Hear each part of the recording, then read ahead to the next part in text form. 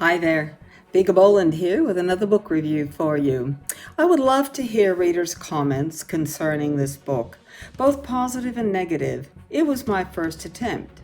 So writes John W. Long, author of Red Blood on White Cotton, at the end of his incredible novel. And right off the bat, I'd like to tell him that I could only wish my first book had been half as good as this one. Not only is the plot superbly developed, but the characters and what happens to them are, in a word, unforgettable. Long has chosen to move back and forth between the present and the past to tell this story. In the hands of a less skilled writer, this can be a quick way to lose readers. But in Red Blood on White Cotton, it is necessary, since what happened to the protagonist, John Reynolds, as a child, has everything to do with who we meet when we first do, which is at his father's funeral. His father, Calvin Reynolds, was a wealthy plantation owner, and he was one cruel father. It's finding out why John grew up hating his father that is the most memorable part of this story. In fact, even more engaging perhaps than the investigation on which John embarks in the present.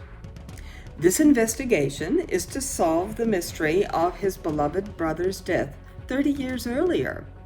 What he finally uncovers about what was going on in his father's life when John was just a youngster would have ruined his family's standing in the community. It exposes corruption and criminal activities at all levels of society and politics, and makes for exciting reading as we wait for the crooks to get caught. Red Blood on White Cotton is rich in historic detail regarding the hardships endured by the farming families and their workers. Long's descriptions are eye-opening, graphic, never boring, and definitely unforgettable.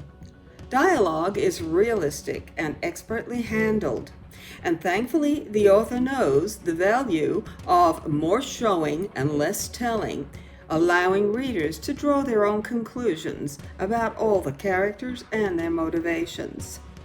This is great writing. I am really looking forward to what John W. Long has in store for us next.